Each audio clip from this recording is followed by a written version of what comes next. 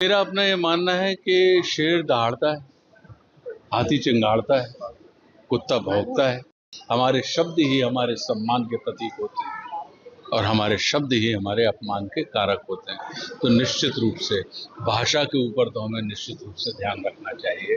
आप यहाँ से अगर पलटते जाएंगे, देखेंगे, पलटिए मेरे साथ, पलटते जाइए तो आप हमारे राम मेरा जो महानाट्य है उसके मंचन बापू सभागार में संपन्न होने जा रहा है।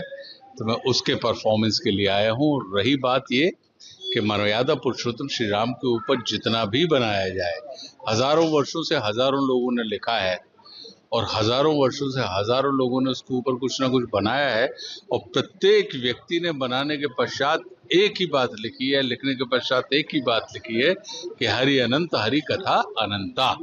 मतलब हमारी दृष्टि की सीमा है, उनकी सृष्टि की कोई सीमा नहीं है। तो हमें अपनी दृष्टि की सीमा को उनकी दृष्टि की सीमा मान के किसी भी चीज को, मुझे लगता है कि आप जब तक उसे देखे नहीं तो बिना देखे उसके ऊपर किसी भी किस्म की चर्चा करना नीतिपूर्ण व्यवहार नहीं है किसी भी कृति के साथ। मुझे तो परम विश्वास है कि जब हमने हमारे नाम का हमारा जो महानाट्य बना, नाटक बना और वो बहुत अद्भुत, लोगों ने 500 के ऊपर शोज उसके हो चुके हैं और आज हम पटना में यहाँ पे संपन्न करने जा रहे हैं। तो निश्चित रूप से क्योंकि कथा ही इतनी विलक्षण, इतनी अद्भुत है मर्यादा पुरुषोत्तम श्री राम की, वो आपको आनंद देगी।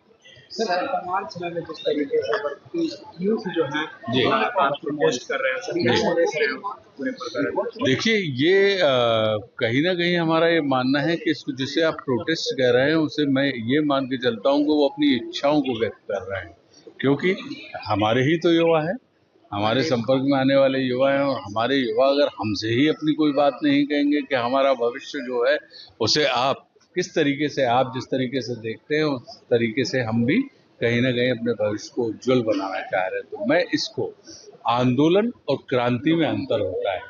आंदोलन विषयगत होता है, कुछ समय के लिए होता है, जो कहीं ना कहीं घर में रहने वाले बड़े लोगों को सजग करता है, उन्हें चौकन्ना करता है और उन्हें उनकी तरफ देखने के लिए विवश करता है। तो मेरा अपना ये मानना है कि युवा जो भी है वो आपका ही, हमारे भारतवर्ष का युवा है।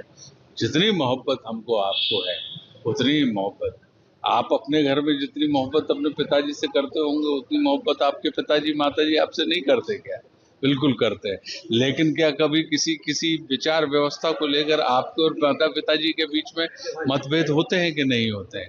तो क्या हम माता पिताजी आपको खारिज करने लगेंगे कि ये क्या बात कर रहे हो? तो मेरा अपना ये मानना है कि ये तो एक ऐसी चीज हमारे युवा है, तो हमारा हित उन्हीं के हाथ में। तो आने वाले समय में हमारा राष्ट्र रखा जाना है कंधे के ऊपर, क्योंकि आप जैसे ही देखते हैं कि जब भी कभी कोई पीढ़ी पुरानी होती है तो हमेशा हम ये चर्चा करने लगते हैं कि पीढ़ियों के बीच में वैचारिक मतभेद है।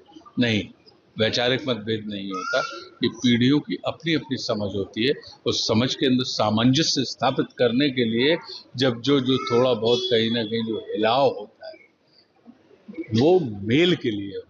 सर, वर्तमान समय में बॉलीवुड के जो एक्ट्रेस जंतर मंतर पे प्रदर्शन बोल दिया हमने, ये तो एक्ट्रेस कंगना रनौत ने जिस तरीके से बयान दिया, कहा जेएनजी को कि बदसूरत और भ्रष्ट है, कैसे देख रहे हैं उनके इस बयान को? देखिए, मेरा अपना ये मानना है कि शेर दहाड़ता है, हाथी चिंगाड़ता है, कुत्ता भौंकता है, तो किसी भी जीव की पहचान उसके स्वर से निकलने वाले कंठ से होती है। इसलिए भाषा का बड़ा महत्व होता है। भाषा के मामले में हमारे यहाँ पे ये अक्सर कहा जाता है कि बातन हाथी पात है और बातन हाथी लात। आप बातों से ही हाथी की सवारी का आपको सम्मान मिलता है और बातों के कारण ही, आपके द्वारा बोले गए शब्दों के कारण ही आपको उसके पैर के नीचे डाले जाने वाला दंड मिलता है। हमारे शब्द ही हमारे सम्मान के प्रतीक होते हैं और हमारे शब्द ही हमारे अपमान के कारक होते हैं। तो निश्चित रूप से भाषा के ऊपर तो हमें निश्चित रूप से ध्यान रखना चाहिए किसी